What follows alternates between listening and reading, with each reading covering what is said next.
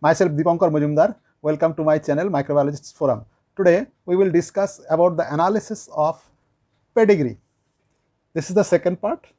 Pedigree or the mode of inheritance in humans are of mainly two types: autosomal inheritance and sex-linked inheritance, and third one is mitochondrial inheritance. Okay. Today we will discuss in this lecture about the autosomal inheritance, and autosomal inheritance are of mainly two types: autosomal dominant inheritance and autosomal recessive inheritance. Autosomal dominant traits are rare in conditions like dentinogenesis imperfecta, osteogenesis imperfecta, achondroplasia, porphyria, variegata, and common conditions like brachydactyly or short fingers. The overall incidence of autosomal dominant traits are 7 in 1000 individuals. Usually, in rare conditions, the affected persons are heterozygous, and in common conditions, they may be either homozygous or heterozygous. Usually, the affected persons has one affected parent. Very rarely, when neither parent is affected, is a spontaneous mutation in the gametes, the likely cause, the mode of inheritance is as among children whose parents both have dominant inherited trait, that is, both are heterozygous for the gene responsible for the trait. The genotypic expectations follow Mendelian's ratio, that is 1:2:1. 1/4 of the children are homozygous affected and 1/4 are homozygous normal. The trait appears in every generation. Normally, there is no skipping of generation. The trait is transmitted by an affected person or heterozygous or half his children on an average. Unaffected person do not transmit the trait through their children. Occurrence and transmission of the trait are not influenced by sex. Males and females have equal chances of having the trait and transmitting it.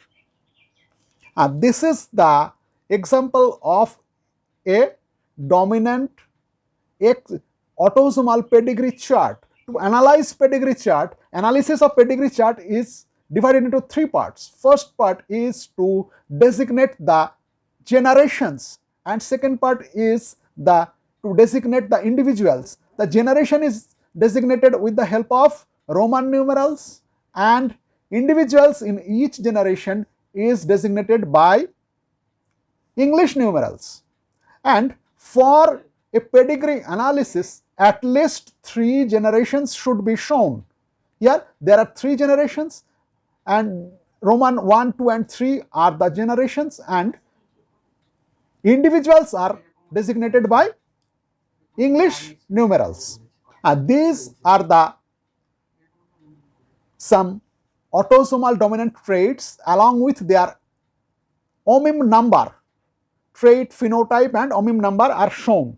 Here, this is the chart that is used to assign the probable genotypes. The first part to analyze the pedigree is to designate the generation number of individuals in each generation, and to describe the chart. That means how many males and how many females are there, how many affected, is the affected individual homozygous or heterozygous, etc. should be described. Second part should be the analysis. As per the provided pedigree chart, you have to analyze with the characters so that you can come in a conclusion that which type of trait it is. And the third part is to assign the probable genotype to each of the individual of each generation. This type of chart is used to designate the type of genotypes. Now, the autosomal recessive inheritance. Autosomal recessive traits are mainly cystic fibrosis, albinism, galactosemia, Gaucher's diseases, mucopolysaccharidosis, phenylketonuria, porphyria, Wilson's disease, etc. And most of these conditions are rare. Overall incidence is about 2.5 per thousand. An autosomal recessive trait is expressed in the homozygous state, that is, in an individual who receives the recessive gene from both parents, so is homozygous for it. Males and females have an equal chance of being affected and transmitting the trait, as related individuals are more likely to have rare gene than unrelated individuals. Consanguineous marriages have a higher probability of producing children affected by recessive trait.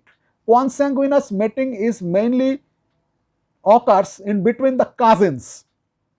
So there is a chance of rising of this type of trait. Hence, the rarer the recessive trait, the higher is likely to be proportion of consanguineous marriages. Usually the affected individual has heterozygous parent who are phenotypically normal. All the children of the affected person are normal unless the affected person marries a heterozygote, because the rarity of the most recessive traits, they can be more than one affected person in a sheep. This is the example of autosomal recessive pedigree chart. Here there are 4 generations shown here, and you have to designate the number of individuals with the help of English numerals. Okay, and these are the characters, and these are the phenotypes and OMIM number of some autosomal recessive traits. Thank you very much for your patience watching. Thanks. In the next lecture, I will discuss about the sex-linked inheritance trait. Thank you.